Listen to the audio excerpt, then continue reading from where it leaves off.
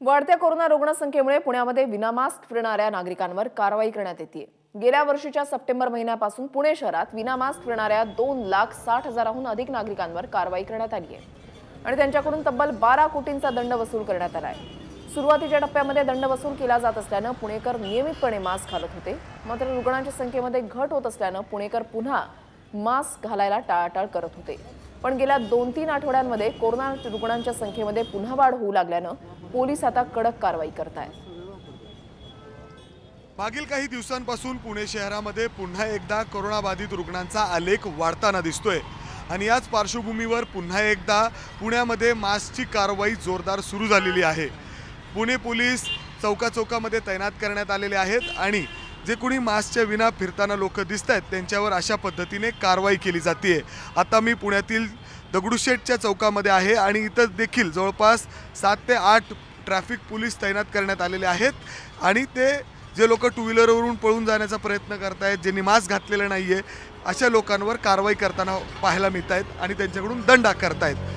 Sir, अजून देखील म्हणजे वारंवार आपण आवाहन करतोय, वेगवेगळे मंत्रीसुद्धा आवाहन करतायत, मुख्यमंत्रीसुद्धा आवाहन करतायत, तरी देखील लोक दिसतात विदाऊट मास्क।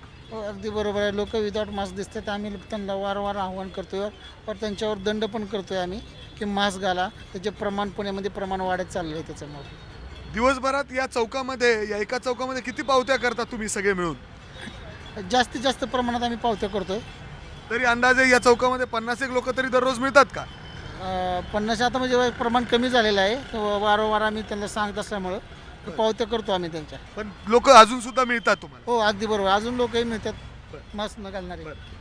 ते सांगतायत की अजून सुद्धा काही लोक विदाऊट मास्क या ठिकाणी दिसतात आणि त्यांच्यावर कारवाई सुद्धा केली जाते। आता वेगळ्या कारणासाठी यांना या ठिकाणी थांबवण्यात आलेलं आहे आणि त्यांच्याकडून दंड या ठिकाणी वसूल केला जातो। इथंच नाही तर पलीकडे सुद्धा या मॅडम कारवाई करतायत।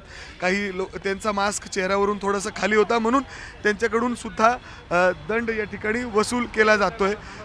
मॅडम, अजून सुद्धा काही लोक दिसतात का खरंच विदाऊट मास्क तुम्ही कारवाई करता? हो, बरोबर आहे सर। बरेच लोक अजूनही मास्क वापरत नाहीयेत। कारवाई चालू आहे सर त्यांच्यावर। कारवाई चालू? हो सर। तर आपण बघितलं की स्वतः ट्रॅफिक पोलीस जे रस्त्यावर उतरून कारवाई करतायत ते लोकांना आव्हान करतात, परंतु अजून देखील लोक घालत नाहीत, त्यामुळे आता ते कारवाई करतायत आणि 500 रुपये दंड वसूल केला जातोय।